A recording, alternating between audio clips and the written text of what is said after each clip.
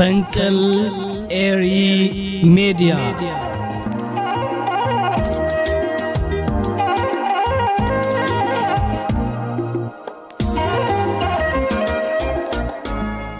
ሰላም ፈንቅላውያን ከመይ ተሓድሩ ካምፓላ ዩጋንዳ ካብ ዝርከብ ስቱዲዮ ፈንቅል ኤሪ ሚዲያ ዕዙዝ ሰላምታና እናባኹም ይብጻሕ ነሎም ሰንበት 16 መጋቢት ትበልኮ بقدامي تحست مدباتن زيناتاتن فنقل إيري ميديا قريب لكو نمكتتالكم بخبري عدم سناي نعرف سنبت سناي مكتتال كبرات تلتنا بتي قدامي نريو اقداس زعبا مس انفلم بغدتا مس هاجرنا ايرترا زتتحازه زينا هنصتن لمعتن كوين يجركب كفل هنصت محدار زوبا ماكل اب عامه 2024 ناي 31 مليون نقفا صرغياو صغناتات اوشت كتما اسمرا كم زكايده تمال حبريتا زرقيحو يركبالو غوناتات كتما اسمرا ننوح زبل اوانات صغنا كيتغبرلهم دحرمسنا اب عامه 2024 ابزي حزنا يزلنا عامه 2025 صغنا وسرحاتهم ان تسلاسل يركبالو اب عامه 2024 كا ناي 31 مليون نقفا وصايتات مغبار صرغياتاتن غوناتاتن صغنا كم تغبرلهم يو اذا حبريتاتات جنصر زلو حزبن منግስትን ኤርትራ ከምዛ ዓይነት ህንጻታውን ልምዓታውን ገስጋሳት ከካይዱ ቀዳማይ ሕሪኦም እዩ ታሪኻውን ዝኾኑ ጸላእትና ግን ኣብ ልዕሌና ብዝገብርዎ ተጻወታትን ኣብ ልዕሌና ብዘንበርዎ ህድግለነ ዘይብሉ እገዳራትን ካብ ህንጸትናን ልምዓትናን ዓንቂጮምና ጸኒሖም ሕጂ ግን ናብ ህንጸትን ገስጋስን ተመሊስና ከምዛ ዓይነት ዓበይቲ ስራሓት እናሰላሰልና ንርከባለና ሻዕብያ ሃገር ከምጽእ ዘይጸገሞ ሃገር ከሃንጽ ከጽግሞ ማለት ፍጹም ዘበትዩ ስለዚ እዚ ህንጸትናን ልምዓትናን ሓያል ብዝኾነ ናህርን ገስጋስን እናቐጸለ ይርከባሎ ህዝብን ሃገርን ኣብ ሓያል ልምዓታዊ ገስጋሳት ክቡራት ተኸታተልቲ ናብቲ ካልኣይ ንሪኦ ዛዕባ ምስ እንሰገር ትማሊ ሓደ ናይ ኣብይ ኣሕመድ ካድረ ንኤርትራውያን መራኸቢታትን ኤርትራውያን ኣብ ማሕበራዊ መራኸቢታት ዝነጥፉ ዝምልከት ሓደ ሓበሬታ ክዘርጋሕ ተዓዚምና ኣለና እዚ ኤልያስ መሰረት ዝተባህለ ሰብ ኩላትና ኤርትራውያን ክንፈልጦ ነዚ ኣብ ማሕበራዊ መራኸቢታት አንጻር ህዝብን ሃገርን ዝግበር ጎስጓሳት ዝመርሖ ውልቀ ሰብ እዩ ብዘይ ንሱ እውን ናይ ኣብይ ኣሕመድ ናይ ፕሮፓጋንዳ መሳርሒ እቲ ቀዳማይ ዝኾነ ውልቀ ሰብ እዩ ካብ ስርዓት ብልጽግናን 4 ኪሎን ብቐጥታ ናብ ሰብ እዚ መምርሒታት ይመጽእ እዚ ሰብ እዚ ኸ ነቶም ልዕሊ 30,000 ዝበጽሑ ኣብ ማሕበራዊ መራኸቢታት ዝነጥፉ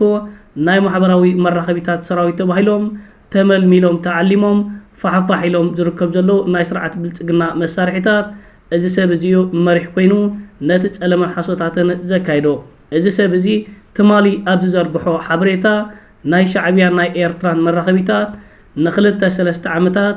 ዳሃዮም ጠፊኡ ድሕሪ ምጽናሕ ኣብዚ ሕጂ እዋን ንስርዓት ብልጽግናን ንመንግስቲ ኢትዮጵያን ኣናዊጾሞ ይርከቡ ከም ዘለውን እቶም 30,000 ዝበጽሑ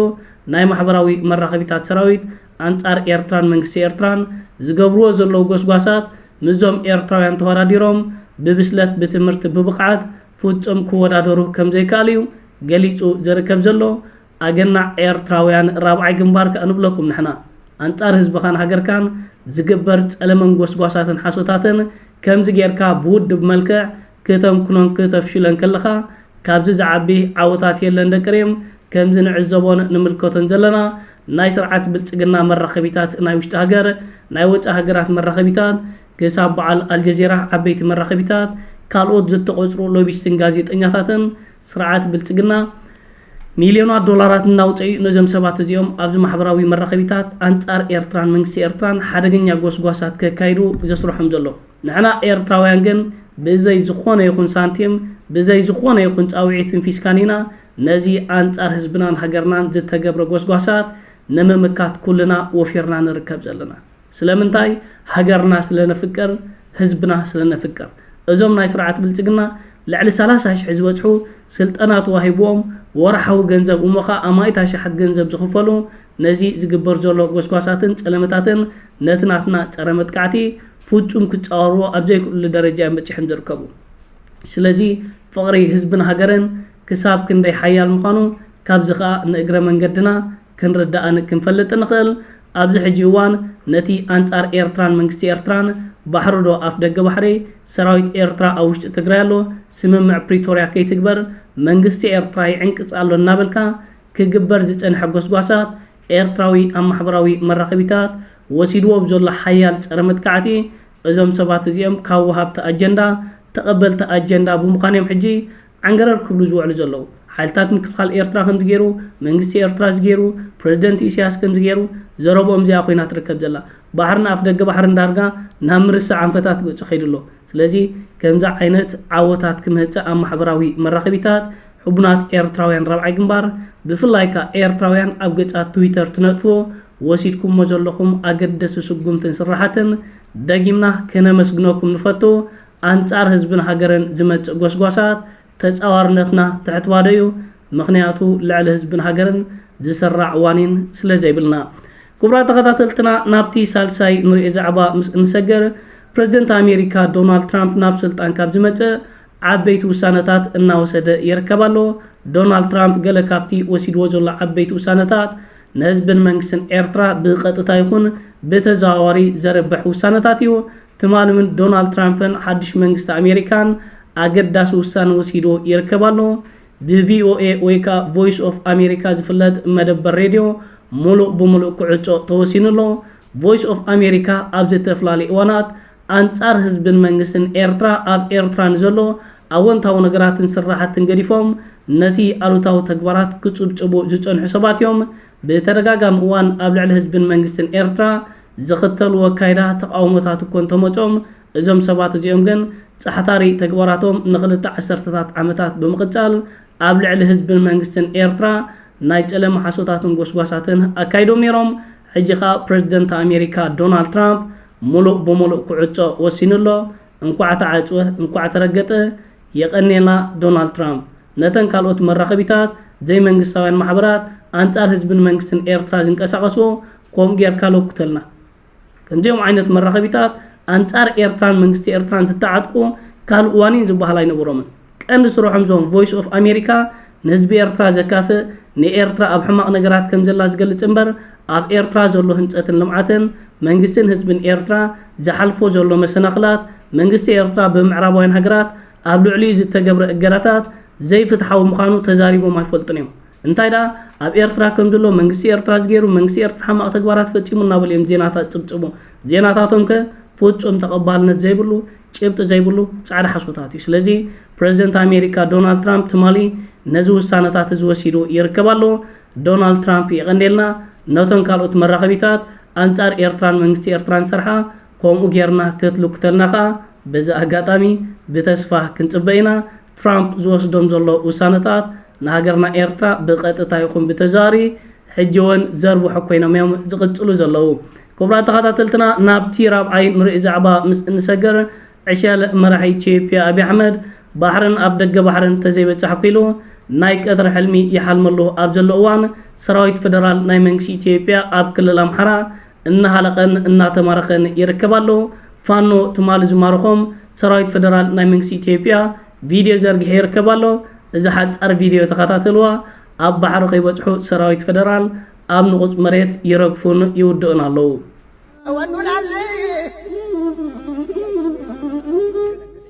ታቀበለኝማ በሽንፋ በቋራ ብዙ ጀግና ወድቋል በሽንፋ በቋራ ብዙ ጀግና ወድቋል መተማ ደለሎ ሰሜን አርማጭሆ ብዙ ጀግና ወድቋል መተማ ደለሎ ሰሜን አርማጭሆ ብዙ ጀግና ወድቋል የአፄ ቴዎድሮስ ዘር ነው የነበላይ ልጅ ነው እንደገና ታጥቋል የአፄ ቴዎድሮስ ዘር ነው የበላይ ዘለቀ ዘር ነው እንዳባቱ ታጥቋል ፋኖ ተሰማራ ጎንደር በተደጎር በልልኝ ክቡራት ተኸታተልትና ከምዚ ኣብዚ ቪድዮ ክንከታተሎን ክንዕዘቦን ዝጸንሐና እዞም ምሩኻት ትማሊ ዝተማረኹ እዮም ፋኖ ኣብ ዝተፈላለዩ እዋናት ከምዚ ዓይነት ቪድዮታት ተዘርጊሑ ሰራዊት ፌደራል ናይ መንግስቲ ኢትዮጵያ ኣብ ክልል ኣምሓራ ዝርከብ ናይ ኩናት ወኑ ፍጹም ሞይቱን ተራኺሙን ዝኾነ ይኹን ተቃውሞታትን ኩናትን ከይርኣዩ እናተማረኸ ዝርከብ ዘሎ እዚ ኸ ምክልኻል ናይቲ ሃገር ክሳብ ክንደይ መሽምሽን ቦኽቤኹን ከም ዘሎ ካብዚ ክንርዳእን ክንፈልጥን ንኽእል ክቡራት ተኸታተልትና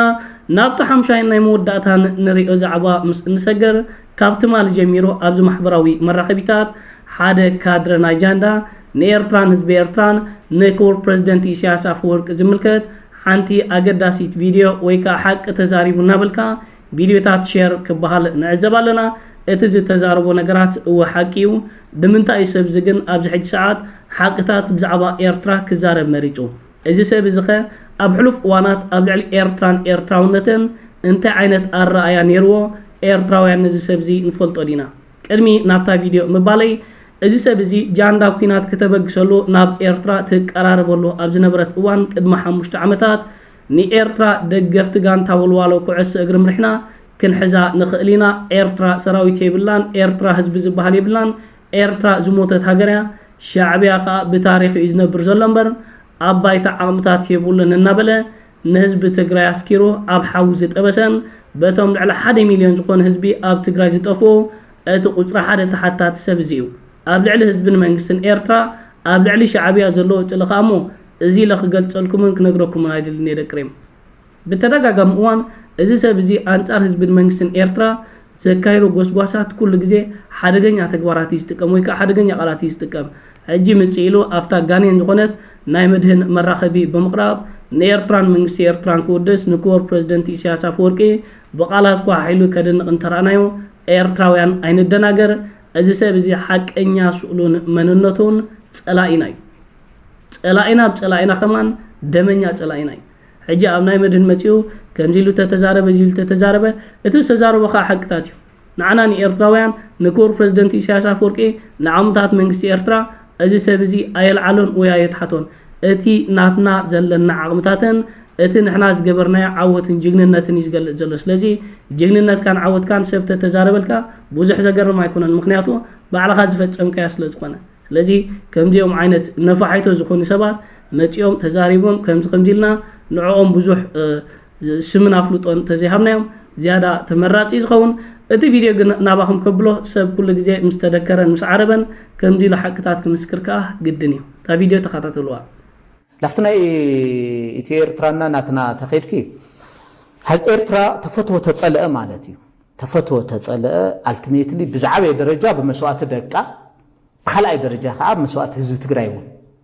ناي تقراي قال سون أو ناي إيرترا ناتنت مقهد ناي وعب عوي بوتا زلو سلازخونة بعلم لقى بانديران كارتان زتفلت هاجريا إيرترا تبها العدي ولا بجيجا يخون مالتي already AWN registered زخونت AWN بانديرا زلوها AWN تقماتي امباسادر ومبر زلوها لؤلاويت هاجريا نايلو على هاجر ودب سو الى خوسدي يبالي كم يغيركا تاي مالدي نايو ان ابالي خمال تاي مالدي حنباشا يكونتن سؤال كقورسكا توسدو سو ازي اي يغبر نزي لغبر تخوينو ابي خودقي خوقع حدا يغوري عقمي يولن بسرون عقمي يولن حدا خلاي خا ناي محبرسب ناي عالم محبرسب تنصلو ناي بوليتيكا تنصلو ناي ايكونوم تنصلو خغطمو يي زي ابي احمد تغيروا اب خوينا سالس عالم سيلعلو مالتي بقى حق يلي بقى اناركيزم تفطيرو الله مالت ስለዚህ ንኤርትራውያን ጥራሕ ዘይኮነስ بكلن كلات اول حدا ጋር ከምዚ ዓይነት ተካይዳ كلات كل አላውያን بنا ኢትዮጵያ ሕገ መንግስቲ كلن كلات لؤلاوያን እዮም ሶቨሬን ስቴት እዮም كلن ካርታ ዘለዎን ናይ ባዕለን ናይ ሕገ መንግስቲ ዘለዎን ናይ ባዕለን ቤት ምኽሪ ሕግ መውፅን ሕግ መፈፅም ዘለዎን እዮም እንኳን ያ ኤርትራ ስቴት ሃገር ዝኾነት ዓዲ ማለት ስለዚህ እዚ ይግበርን خبر يتيلون لا أنا يتصلونا بقت تايخون بزي قطتا እንዲያውም بقت يتصلونا بزي قطتا بحال ነገር የለኝ سو ትግራይ ማእኸል ኩናት ክትከውን ያ ማእኸል ኩናት ንኸይትኸውን ታይ ክንገብረለና ዝብል እዚ ንዝምልከቶን ሰራዊቱን ፖለቲካ ነቲ ዝመርሕ ዘሎ አካሉን ምግዳፍ ጽቡቕ እዩ ዝኾነ ግን አልቲሜትሊ ኣብ መንጎ ኢትዮ ኤርትራ ኩናት ከይፍጠር ንሕና ክንገብረለና ካብዚና ክንከስብ ንኽእል ኢለ የዛምን ኣነ ምናልባት ኣነ ዝፈርሕ ሻዕብያ ክትኩስ ኸእል ቀዲሙ እምበር ኣብይስ ሓንቲ ዓረር ክትኩስ ልብል እምነት የብለይ ኣብዚ ሕዚ ሰዓት ናይ ኢሳያስ ስርዓት ለውጢ ምግባር ኣይከኣልን ተተገይሩን ሓደጋ ኢለ ኣነ እውን ኣብዚ ሕዚ ሰዓት ኣነ ስርዓት ህግደት ብጣዕሚ ኣምሪሮም ካብ ዝፀልኡ ሰባት ሓደ እየ ነገር ግን እቲ ረብሓን خسارون خرقلن أوز حال ساعات سرعات إساياس مجلاف كاب إرترا لا أنا حدا جاي حدش ناي بوليتيكاوي هوا هو يخمت كل جزء حد حيال منجستي خود خلو ناي دقة إيد متتطاول لأيو دايركتلي نحنا سلن داو مس إرتراول لا أنا حدا جايزي لا أنا حدا جايزي ስለዚህ ክንከላኸሎ ለና ግን አብይ ስርዓት ናይ ኤርትራ ስርዓት ናይ ምቅያር ዓቅሚ የብሉ አሜሪካውያን ለሎም ምዕራባውያን ለሎም ይፍለጥ ኢሳያስ ግን خمو خون ديو أي خونن I don't think so because مس سعود زلورك مس قبص زلورك مس راشيا زلورك مس تشاينا خير كله تزنورك أو لا قلري زلورك سؤال كقليل نقدر يكون إيش مالت تفوتو تتفعله مالتي أو عالمنا خبزلو عبيتي بوليتيكينياتات تحدث بي 4 عبيت بوليتيكينياتات اللوي لي أنا زامن أو علم 4 عبيت بوليتيكينياتات اللوي لي زامن أنا كاوم تحدى إساياس كبرات قاتلتنا كم زاب زي فيديو كن ملكته زتنحنا نمدهن زي تقراواي كادره رئيساك ساب زحمايم كيشفشفاتني حوس لذي كاوم ناومي تمكببال مدهن نافتاناتا مراخبي نزموتو سبات أنصار إيرتران منغستي إيرتران نخزارو بيع تدفافهم إزقا حماق نقراتن إساقت سمع زيت دل نقراتن أب رئيساه كدف الله تنحو كونتات نزي إزمسل دكريم مش شعبيان منغستي إيرتران تهلاليخكا زمت زركبن عوت يلن أب موداتا شلب قلبكا بسعرات كم زازمن كم دمدمن أب تاريخ تسندو يركبالو كبرات قاتلتي فنكل إيرميديا نلومي أداليز نبركو أقدس زعباتاتن زيناتاتن إذا كتكاتاتلو تنحكمي زمسل نيرو أبنا يمشيت بكالب مدبات كسام نراقب سلام وسناي أبزلكمو بروح معلتي بروح سنبدا كريم